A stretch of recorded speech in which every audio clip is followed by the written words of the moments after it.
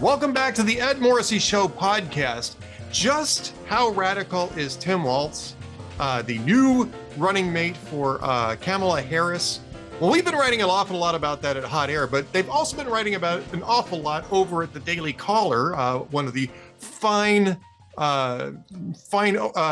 publications in the conservative media, and one that you should be reading as well as you're reading Hot Air. And joining us right now is Katelynn Richardson. She's a contributor at the Daily Caller, and she's here to discuss Tim Walz's record. And there's lots to discuss, Katelynn. There is. Thanks for having me on. Well, it's a pleasure to talk to you. This is the first time that we've had a chance to talk.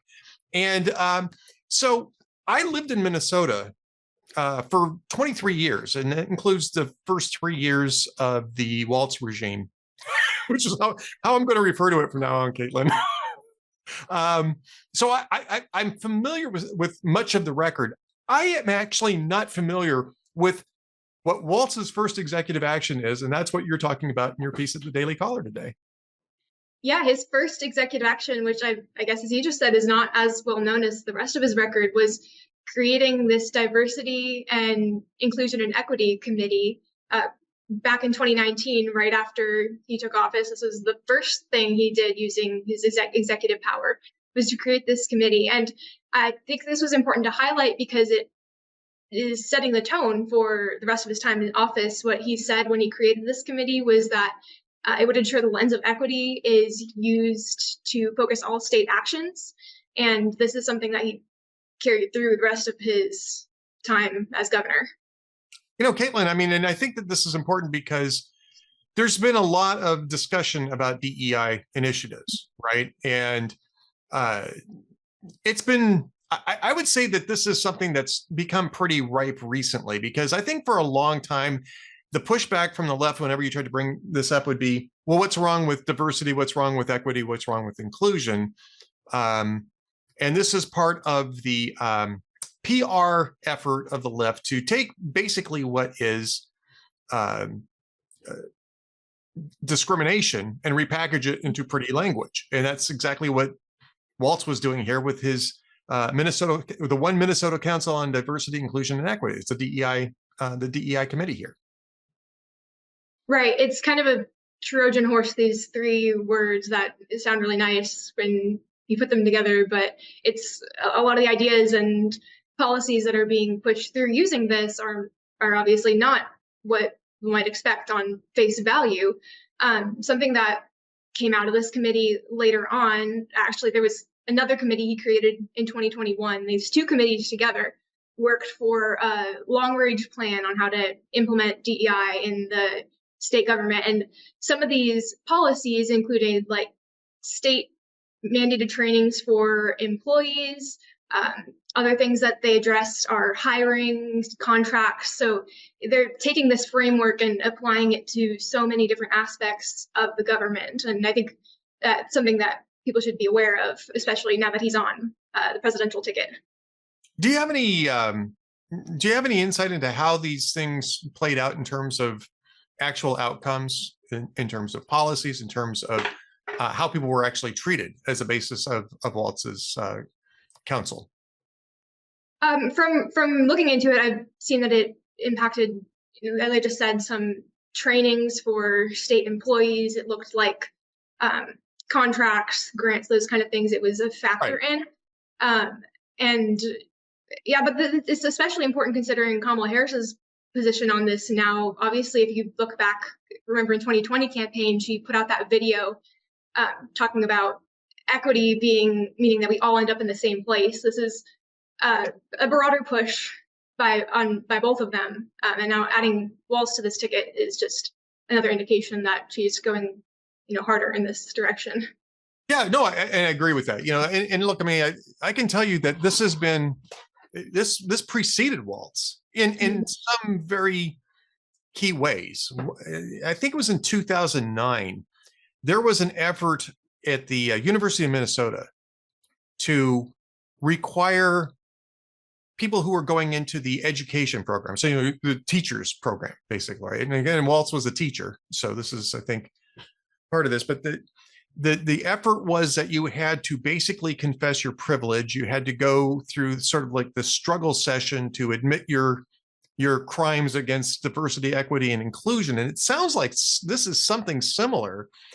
By the way, in 2009, when that got exposed, and FIRE, which is the Foundation for Individual Rights in Education, great group, discovered it, they sort of embarrassed the University of Minnesota into withdrawing the requirement to pledge these things for people going into its education program. My guess is that that never really ended. They just ended the formal version of this.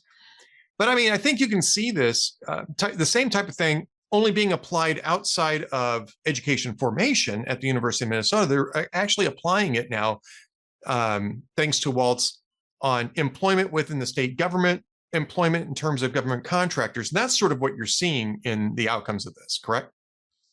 Yeah, that's definitely the intention of putting this committee in place, is to, work for those kind of outcomes across the state government. The employee trainings, the employees are asked to think about what their role is in addressing systemic racism in the state government, like how their specific job factors into that goal. So it's all across.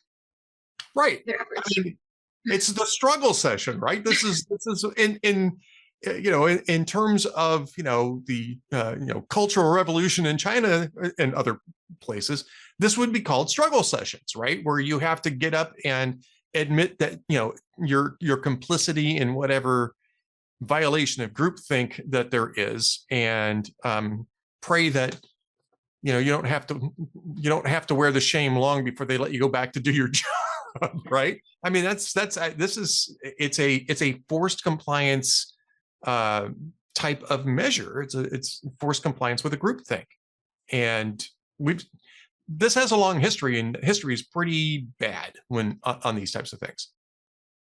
Yeah, it's not just Walz, as you mentioned. There's so many universities, other government leaders have implemented very similar kinds of proposals. It's something across the board. It's in an interesting place right now. The DEI efforts, especially after the Supreme Court ruling on affirmative action last year, just the landscape is a little bit changing on that a little more broadly, but definitely, as you're saying, it has a long history. Well, yeah, it's got a long history, and it was already underway. I think even when Walz came into office, it was sort of the flavor, social justice flavor du jour. CRT and DEI; these things kind of go hand in hand, and it was already in educational curricula, I should say. In Minnesota, it's been baked into the cake for a very long time. And I think the thing to remember about Minnesota, especially where Walz's power base is at in the Twin Cities, it's a huge college town. And it's not just the University of Minnesota, although they are huge. They have huge footprints inside the Twin Cities. But there's Macalester College, which is a very well-known, very progressive school. It's very influential. Kofi Annan was one of their graduates, the former UN Secretary General. All sorts of different, it's very much academia driven. It's very much an academia bubble there, and that includes within the state government in St. Paul. And so it is one reason why Walz, to get to the position of being governor, really had to abandon his supposed moderation as a red district moderate Democrat, and really embrace the left. And as you were saying, that was really from day one. I mean, he started to deliver that on day one. Yeah, it's interesting that you mentioned that the demographics that made him shift that, because now what the campaign is doing is trying to spin him as this Midwestern dad who's more folksy, moderate, which when you look at his record, not just this, but across the board, as you also mentioned earlier, COVID policies, George Floyd protests, like everything, right. His record across the board is very much more far left than I think they're portraying.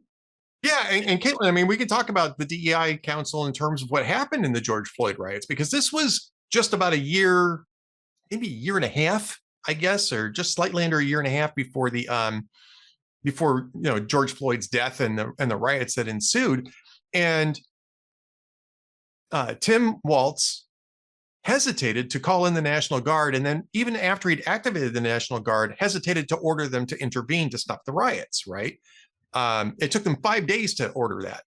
And he said at the time that he had sympathy for the rioters and that he didn't think that it was a proper use of the National Guard to create order on the streets, which is in fact the only reason why you call it that, and natural disasters are the only two reasons that you call out the National Guard in the first place. And in both cases, it's to create order on the streets. And so, I mean, I think that what this shows, and I want to get your reaction to this, is that he wasn't just posing as a guy on the radical left when he got into office in 2019 after winning in 2018. He actually was a guy on the left, and the pose was more or less him being a moderate Democrat when he was in Minnesota's 1st congressional district. That seems right. Just looking at his record, this committee came in 2019, and then you had riots in 2020, and you saw his response to that. So I think, yeah, that record bears that out. So I'm not sure if you've spent much time in Minnesota. Have you? No. Well, I was there for 23 years. And actually, it's a very nice place. I mean, I was just about to make a bunch of jokes about Minnesota. Just don't go there from like November to about May. Right. But it's a very nice place. And people are very nice there. We lived there for 23 years, and there are lots of good people. But what you find out, and what I found out, is that they're willing to throw everything under the bus to support this DEI. And that includes the entire city of Minneapolis, which they let burn for 5 days. And I think that this is a very revealing episode, as sort of a prelude to what happened in 2020 and why the leadership was so incompetent. And first off, it's a competence issue, and there's no doubt about that, but it's also an ideological issue, is that they just simply don't want to do their jobs, which is to maintain peace and order on the streets and to enforce the law. They don't want to do that. They just want to spend time on DEI stuff and let all the rest of the stuff collapse. And I think that that's going to be a problem, I think, for the ticket once this initial honeymoon bubble of the picks and the convention are over. Right. There's some clash there ideologically, and it is concerning. I think people should be looking closely at it. All right, Katelynn. So I know that we don't have too much time here, but I do want to give you an opportunity to tell people how they can find you on the social media stuff, and what you got coming up next at Daily Caller or elsewhere. So tell us how we can find you. Yeah, you can find me. I'm on Twitter at Kate S. Richardson. You can find my work on the Daily Caller News Foundation, and I cover primarily the courts and legal issues, do some investigative work as well. So yeah, you can check me out there. Interesting. Well, I hope that when you have some investigative work, you'll let us know, and we can talk more about that in the future too. All right, I will. Katelynn Richardson, thanks so much for being with us. Thank you.